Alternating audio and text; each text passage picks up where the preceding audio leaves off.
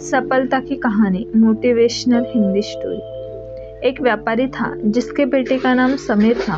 समीर बचपन से ही मोटापे का शिकार हो गया था। उसका वजन दिन ब दिन बढ़ता ही जा रहा था। लेकिन समीर ने अपने जीवन में कुछ ऐसा कर दिखाया था जिससे उसने अपने देश के साथ विदेश की जनता का भी दिल जीत लिया। समीर के पिता व्यापार की दुनिया के बादशाह थे।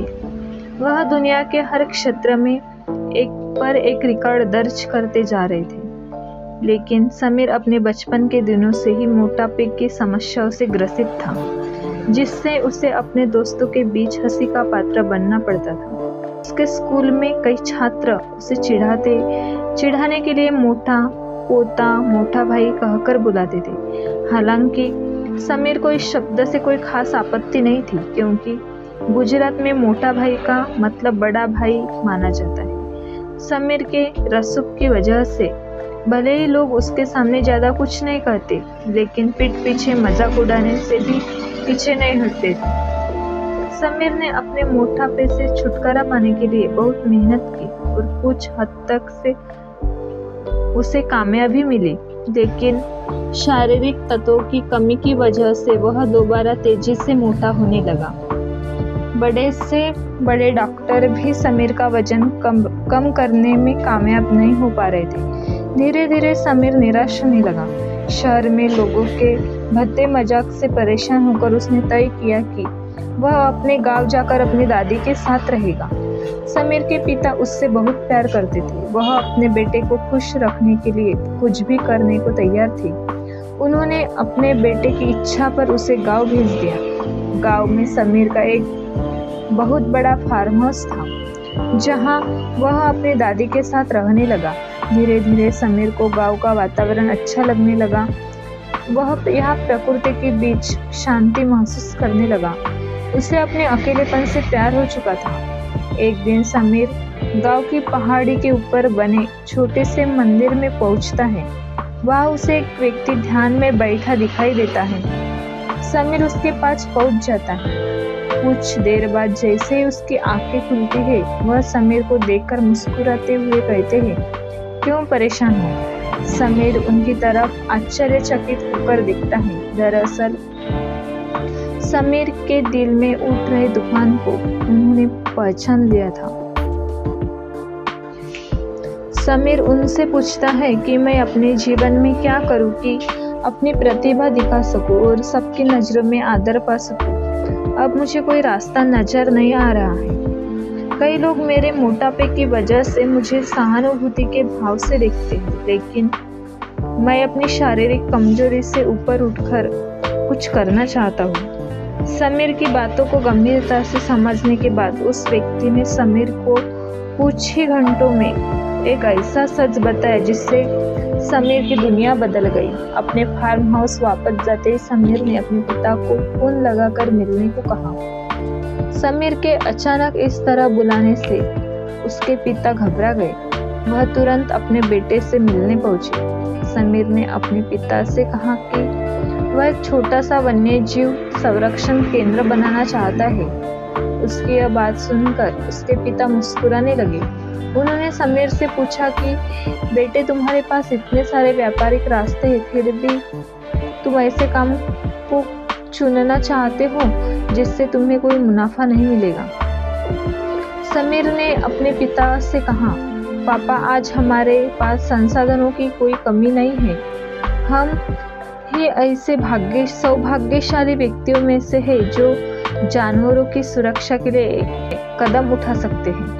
समीर के पिता को उसकी बात पसंद आती है, इसलिए वह अपने बेटे को सलाह देते हैं कि यदि तुम कुछ करना ही चाहते हो तो दुनिया का सबसे बड़ा काम करना, लेकिन इसके लिए तुम्हें पूरी तरह केंद्रित होना होगा, क्योंकि कर्मचारी भी तभी ईमानदारी से कार्य करते हैं जब उनका मुखिया मेहनती और ईमानदार हो। समीर के पिता ने तो उसे उसके काम के लिए प्रोत्साहित किया, लेकिन जैसे ही समीर के भाई बहन को उसकी इच्छा का पता चला तो उन्हें समीर की सोच पर हंसी आई, क्योंकि आज के ज़माने में सभी अपनी ज़िंदगी को बेहतर बनाना चाहते हैं। लेकिन समीर की चाहत तो बिल्कुल अलग थी।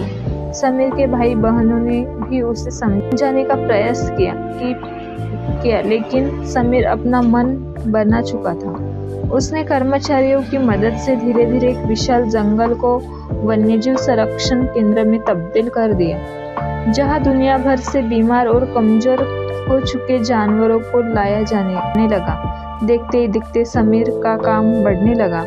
देश विदेश से बड़े वैज्ञानिक जानवरों से संबंधित जानकारी जुटाने के लिए समीर के बनाए हुए केंद्र में पहुंचने लगे।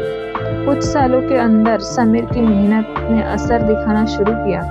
जानवरों की बढ़ती हुई संख्या, पर्यावरण स्तर सुधारने लगा। समीर ने कई ऐसी प्रजातियों को भी संरक्षित किया कि जो लगभग विलुप्ति के कगार पर थी। समीर को पूरे विश्व में जानवरों के संरक्षण के लिए एथिकल बिजनेसमैन के तौर पर सम्मानित किया गया। समीर की बढ़ती लोकप्रियता देखकर उसके पिता को अपने बेटे पर गर्व होने लगा। जब मीडिया के द्वारा समीर से उसकी कामयाबी की वजह पूछी गई तो उसने अपनी सफलता का श्रेय अपने पिता के साथ साथ उस व्यक्ति को दिया जो कई साल पहले समीर से एक पहाड़ी के ऊपर मिला था।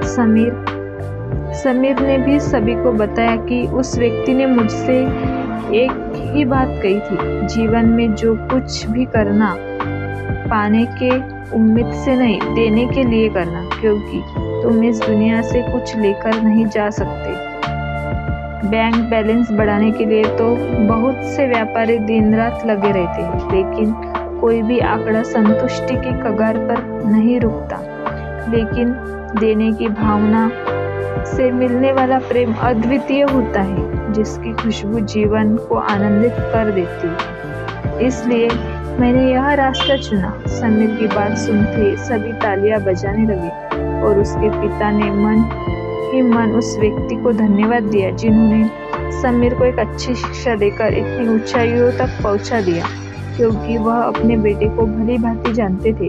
यह बदलाव अविश्वसनीय था। दरअसल उन्होंने कभी नहीं सोचा था कि उनका बेटा जानवरों के प्रति इतना समर्पित होगा और अपने शारीरिक तकलीफ को भूलकर इतना बड़ा काम कर दिखाएगा, जो हमारी कल्पना से भी परे था। समीर की कामयाबी ने इतिहास रच दिया था। समीर के बनाए हुए वन्यजीव संरक्षण केंद्र में आज हजारों जानवर आजादी से आनंदित जीवन जी रहे हैं और इसी के साथ यह कहानी खत्म हो जाती है। यह कहानी हमें सिखाती है कि हमें अगर जिंदगी में सफल बनना है तो हमेशा समाज को कुछ ना कुछ देने की सोच रखकर कार्य करना होगा। यह कहानी अगर आपको पसंद आई तो कहानी को एक लाइक जरूर कर दीजिए। आपके एक लाइक से हमें भी प्रेरणा मिलती है और ऐसे ही कहानियाँ सुनने के लिए चैनल को सब्सक्राइब कर दीजिए। Thank you.